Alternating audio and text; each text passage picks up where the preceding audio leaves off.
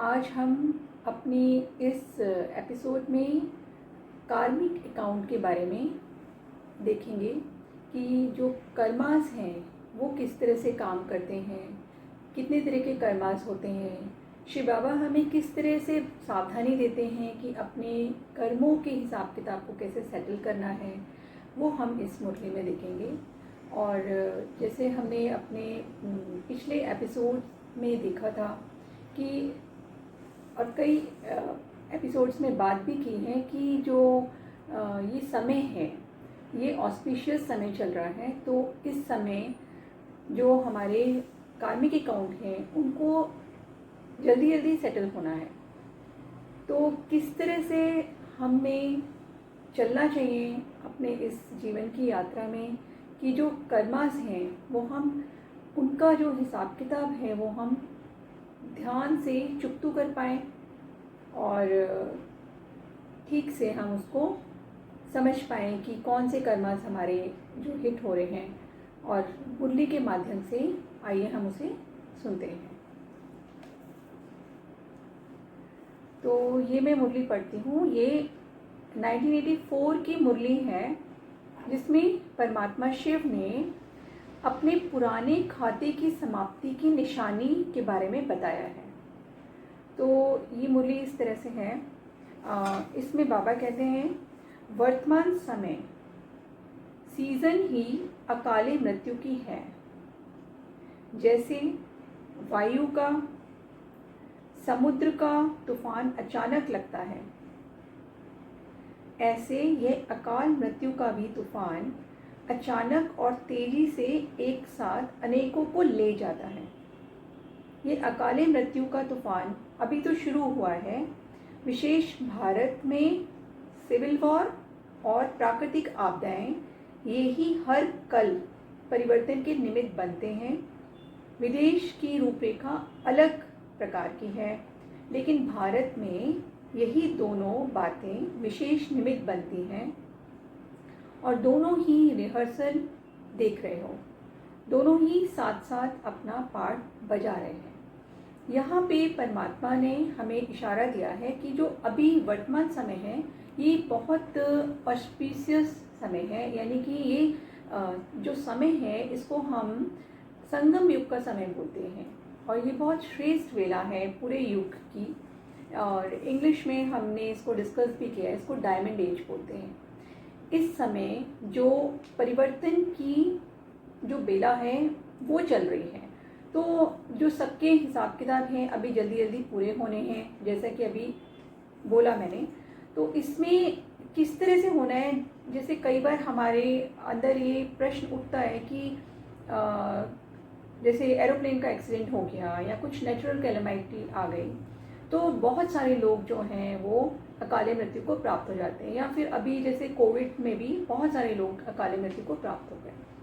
तो इसमें परमात्मा ने बताया कि ये जो है अकाले मृत्यु का सीज़न चल रहा है।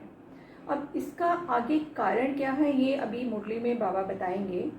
और लेकिन विशेष भारत में बताया है कि दो तरह से जो अकाले मृत्यु है वो आ सकती है। एक तो प्राकृतिक आपदाओं के कारण जो नेचुरल कैलामिटीज़ हैं, और दूसरा जो है सिविल वॉर जो है वो हो सकती है। तो इन दोनों, ये दो बहुत बड़े कारण बन सकते हैं विश्व परिवर्तन के लिए इंडिया में, जो ख़ास तौर से बताया।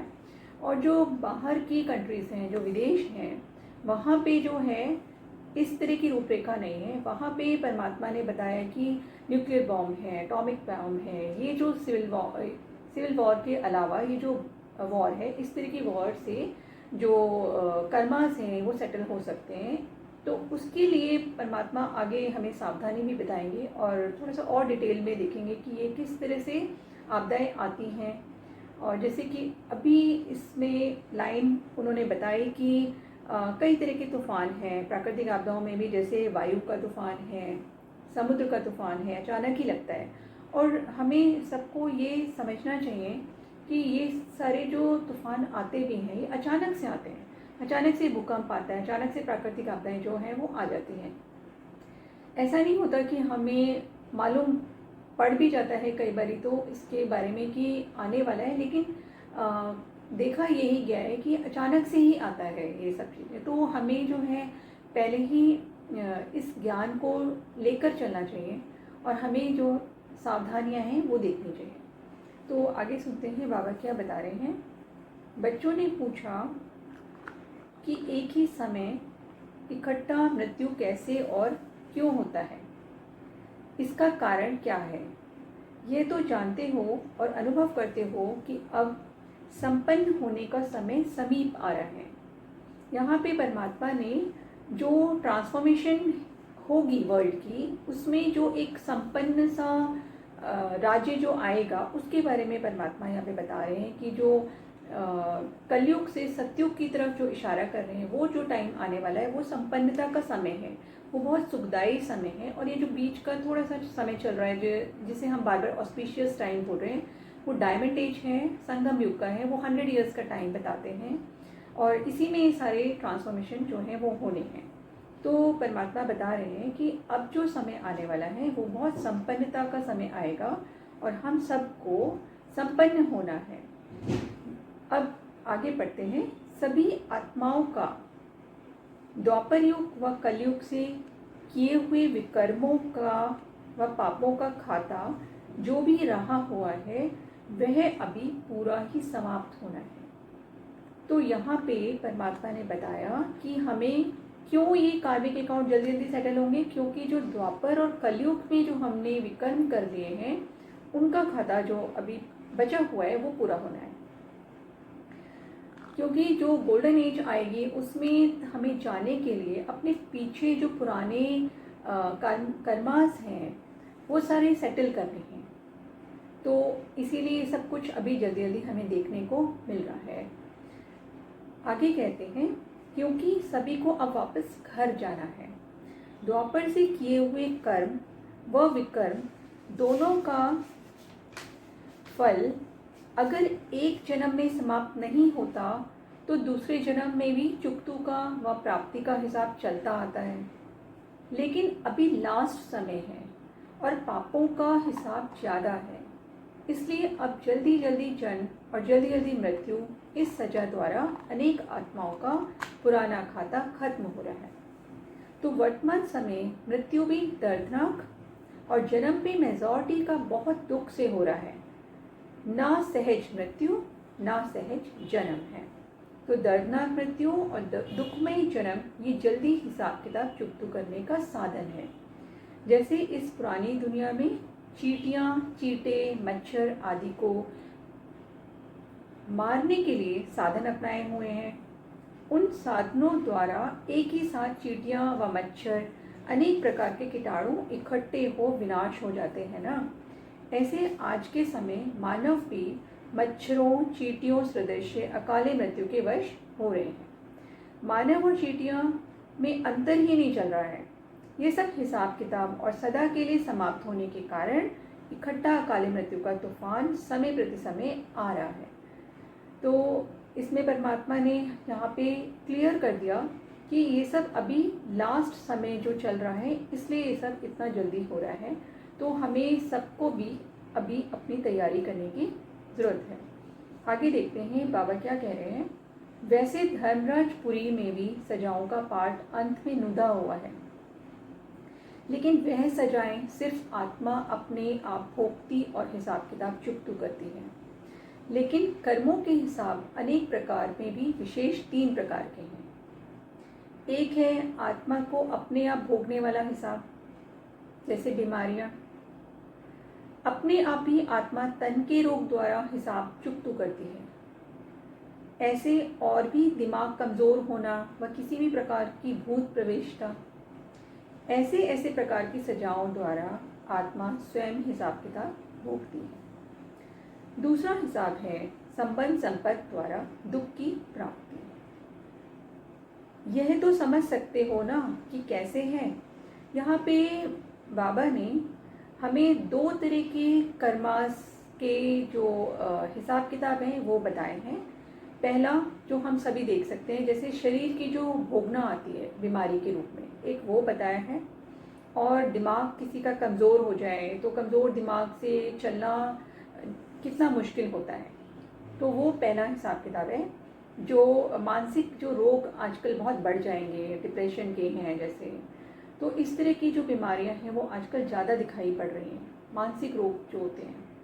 तो इसलिए ये हिसाब किताब एक पहला बताया है जो कि कर्मास को सेटल करने का एक साधन है और बनेगा आगे।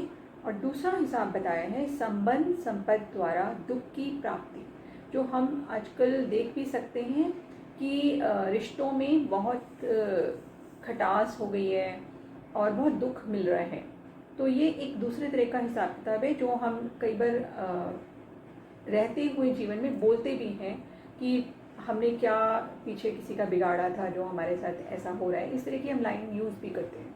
तो आगे देखते हैं बाबा क्या कह रहे हैं कि जो तीसरा है हिसाब किताब है वो है प्राकृतिक आपदाओं द्वारा हिसाब किताब चुकतो होना। तीनों प्रकार के आधार से हिसाब किताब चुकतो हो रहे हैं। तो तीसरा भी हिसाब किताब समझ में आ गया कि नेचुरल कैलामिटीज़ जो है वो भी एक कारण बनेंगी, जो कि हमें कभी समझ में नहीं आता कि हमारे अपने नेचुरल कैलामिटीज़ में कैसे चले जाते हैं। तो वो तीसरा एक हिसाब किताब ये बताया है। और आगे बाबा बताते हैं तो धर्मराजपुरी में संबंध और संपत्ति द्वारा हिसाब व प्राकृतिक आपदाओं द्वारा हिसाब किताब चुकतो तो नहीं होगा, वो तो यहीं पे हो जाएगा ना। तो वह यहाँ साकार सृष्टि में होगा। सारे पुराने खाते सभी के खत्म होने ही हैं, इसलिए यह हिसाब किताब चुकतों की मशीनरी अब तीव्र गति से चलनी ही है। विश्व में यह सब होना ही है, समझा। यह है कर्मों की गति का हिसाब किताब। अब अपने आप को चेक करो कि मुझ ब्राह्मण आत्मा का तीव्र गति के तीव्र पुरुषार्थ द्वारा सब पुराने हिसाब किताब चुकतू हुए हैं व अभी भी कुछ बोझ रहा हुआ है। यहाँ पे परमात्मा ने ये तीनों हिसाब किताब बताए। उसके अलावा ये भी बताया कि धर्मराजपुरी में भी सजाओं का जो पार्ट है वो भी चल सकता है अभी। तो ये जो इस तरह के जो हिसाब किताब हैं वो सभी वर्ल्ड में सभी आत्माओं के आने हैं अभी। तो अब इसमें हमें क्या करना है कि हमें परमात्मा की याद से ये हिसाब किताब चुकतो करने हैं, जिससे कि हमें इन सब जो ये आपदाएं आएंगी हम पर वो हम उनसे बच सके।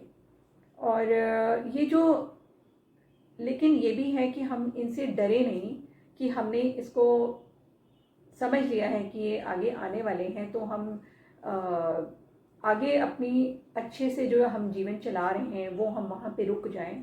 ऐसा नहीं करना है।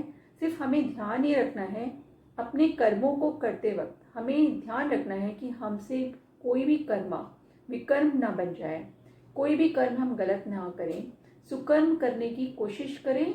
और कर्म जो हैं वो हमेशा, जैसे हमने पिछले कई एपिसोड्स में देखा कि जो हमारे कर्म हैं वो सिर्फ हाथों द्वारा कर्म किए हुए कर्म नहीं है, वो क्या हम सोचते हैं वहाँ से स्टार्ट होकर हाथों द्वारा कर्म जो है वहाँ तक आते हैं। कि हमें जो सोचना है वो अच्छा सोचना है, जो हमें फील करना है वो भी अच्छा फील करना है। नहीं तो वो भी हमारे विकर्म में आता है कि हमने कभी गुस्सा कर लिया या हमने कभी किसी को कुछ कह दिया, तो वो भी विकर्मा में आ रहा है। हम ये सिर्फ यहीं तक नॉलेज ना रखें कि जो हम हाथों से विकर्म करेंगे वो ही केवल विकर्म होगा, ऐसा नहीं है। क्योंकि जो थॉट लेवल पे जो हम सोचते हैं अगर उसमें भी अगर अशुद्धि है तो वो भी हमारा विकर्म बन जाता है। अगर हम किसी के बारे में भावनाएं गलत रखते हैं तो वो भी हमारा विकर्म बनता है। तो हमें स्टार्टिंग वहीं से करनी है। और फिर बोलना तो स्थूल है ही, वो तो दिख ही जाता है कि वो विकर्म होता ही है। तो हमें इन सब की जो अपने आप को अटेंशन दिलवाना है कि हम इन सब का ध्यान रखें कि हमें क्या करना है। और स्थूल में जैसे हम आँखों द्वारा क्या देख रहे हैं, कानों द्वारा क्या सुन रहे हैं, इन सब बातों का भी हमें स्थूल में ध्यान रखना है। आगे देखते हैं बाबा क्या कह रहे हैं। पुराना खाता अभी कुछ रहा हुआ है, वह समाप्त हो गया है। तो बाबा इसमें पूछ रहे हैं क्या आप लोगों का खाता खत्म हो गया है या समाप्त हो गया है या अभी भी चल रहा है। तो इसकी विशेष निशानी जानते हो। श्रेष्ठ परिवर्तन में व श्रेष्ठ कर्म करने में कोई भी अपना स्वभाव संस्कार विघ्न डालता है वह जितना चाहते हैं, जितना सोचते हैं, उतना नहीं कर पाते हैं और यही बोल निकलते व संकल्प मन में चलते कि ना चाहते भी पता नहीं क्यों हो जाता है, पता नहीं क्या हो जाता है। वह स्वयं की चाहना श्रेष्ठ होते, हिम्मत उल्लास होते भी परवश अनुभव करते हैं, कहते हैं ऐसा करना तो नहीं था, सोचा तो नहीं था, लेकिन हो गया। इसको कहा जाता है स्वयं के पुराने स्वभाव संस्कार की परवश। तो यहाँ पे परमात्मा हमें बता रहे हैं कि कई बार क्या होता है कि हम जब ये सब समझ रहे हैं, इस ज्ञान को उठा रहे हैं, ले रहे हैं इस ज्ञान को, तो हम फिर अब कोशिश करते हैं कि हम अपने कर्मों पे ध्यान रखें। लेकिन चलते चलते हमें क्या होता है कि हम श्रेष्ठ परिवर्तन लाने की इच्छा तो रखते हैं, लेकिन हमसे होता नहीं है खुद से। तो परमात्मा इसको समझा रहे हैं यहाँ पे कि क्या होता है कि हमारे जो खुद के स्वभाव संस्कार हैं, हम उन्हीं के परवश इतने हैं कि वही संस्कार हमें बार बार ड्राइव कर रहे हैं। हम सोचते तो हैं कि हम अच्छा करना है, हमें अच्छा फील करना है, हमें अच्छा बोलना है, लेकिन रिजल्ट में उतनी प्राप्ति नहीं है या फिर कुछ चेंज होकर ही नहीं आ रहा। तो परमात्मा बता रहे हैं कि उसका पहला जो वजह है वो है कि आपके खुद के जो स्वभाव संस्कार हैं, आप उन्हीं के परवश हो। तो उनको जो है कॉन्शियसली चेंज करना पड़ेगा हमें। यहाँ पे कुछ एफर्ट्स हमें लगाने पड़ेंगे, अटेंशन देना पड़ेगा। उसके भी हमारे पास कई नियम हैं कि हम परमात्मा को याद कर सकते हैं और अपने ऊपर बहुत ज़्यादा अटेंशन रख सकते हैं, तो वो भी चेंज हो जाता है। आगे बाबा कह रहे हैं कि दूसरा जो वजह है वो बता रहे हैं कि किसी संगदोष के परवश व किसी वायुमंडल वाइब्रेशन के परवश, ये तीनों प्रकार के परवश परिस्थितियाँ होती हैं। तो ना चाहते हुए होना, सोचते हुए न होना, तो वह परवश बन सफलता को प्राप्त न करना, ये निशानी है पिछले पुराने खाते के बोझ की। अब सेकेंड जो रीज़न बाबा ने बताया है वो है कि किसी की हम बैड कंपनी में आ जाएं, उसका प्रभाव मुझ आत्मा की स्थिति पे पड़ने लगे, तो भी फिर वही है कि हम सोचते रह जाते हैं कि हमें अच्छा करना है, लेकिन हम कर नहीं पाते उतना।